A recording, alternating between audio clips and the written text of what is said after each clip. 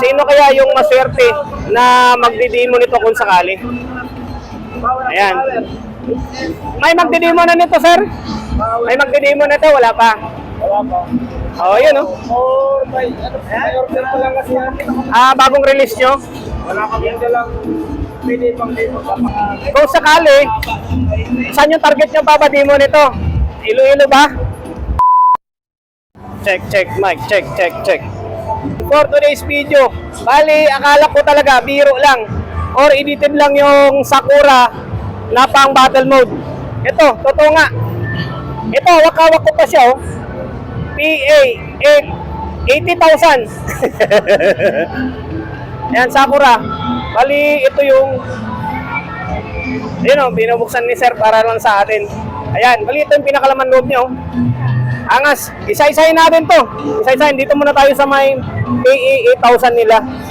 Bali, yung transformer, di natin makita kasi nasa loob to. Sigurado, naka-dual transformer ito. Kapasitor, 2, 4, 6, 7, at 3, 6, 7, 28. 28. Ano ba, tama ba? 7 times 4, 28. Ayan, dalawa. Tapos yung value nito 120 by 22,000 microfarad. Angas. Grabe. Akala ko kagabi edited dito. Yun pala tunay. Ayan, hawak-hawak ko siya. Tapos naka-biometer. Tapos naka-breaker switch. Angas. Pangkan na to. Tank yung dating niya. Bang battle mode. Dalawang 28 na kapasitor na 120 by 22,000 microfarad. Tapos, yung power transistor na ginamit is MGL na. Naka-MGL. 1, 2, 3, 4, 5, 6, 7, 8, 9, 10, 11, 12, 13, 14, 15, 16, 17, 18, 19, 20, 21, 22, 23, 24. 24 pares na MGL na 4281. Ang kapares niyan 42 parehas 81 din. Tapos 1, 2, 3, 4, 5, 6, 7, 8, 9. Siguro apat yung MOSFET niyan, apat yung diode. Grabe. Haba. Akala ko yung Sakura hanggang 89,000 lang.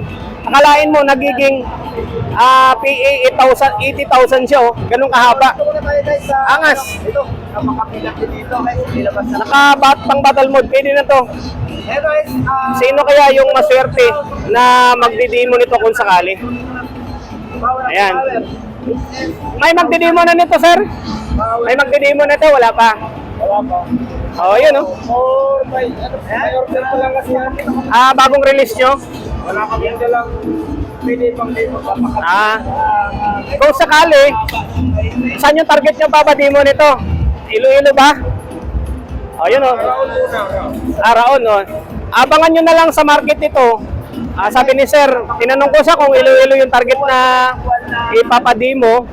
Nasa Araon daw muna, eh. Iabangan nyo na lang kung sinong store, kaninong store yung unang papasadahan nito sa Raon. Ayan, sa ngayon, ito, hindi edited yung video or yung mga picture na nakapost kagabi. Totoo yun. Kasi ito, hawak ko. Ayan, PA 80,000 ng Sakura. Angas. Ang haba nito, mga ilang haba nito, sir? Wala pa sa sukat yun, sir. 20, siguro mga 32 siguro. Kaya saksakan niya. Grabing laki ng yung plug niya. Ay, pwede ba ikutan yun, sir? Yun, ikutin natin.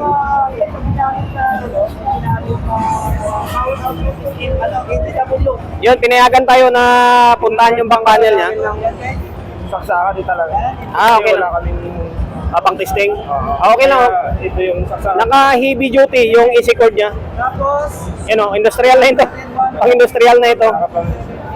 Tapos, total, pinayagan tayo na tingnan yung back panel niya. Ito, silipin natin.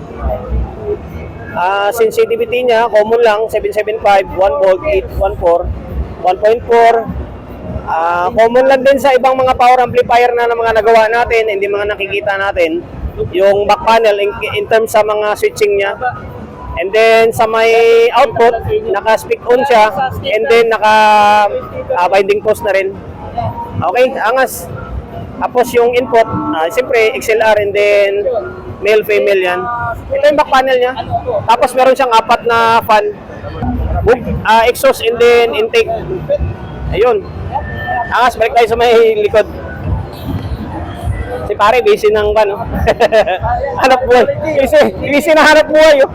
Yan, bali ito, hindi biro kwanto, hindi na drawing or hindi edited. Talagang tunay yung Sakura na P80 10,000 ng Kinsonic. Kinsonic to sir, di ba?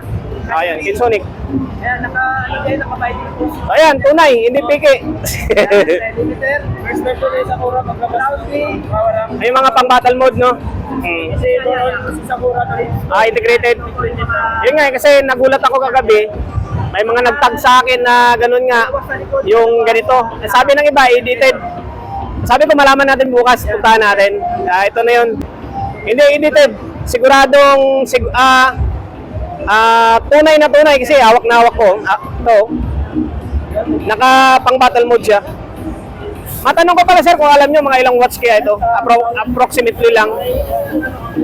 May brochure ba kayo nito?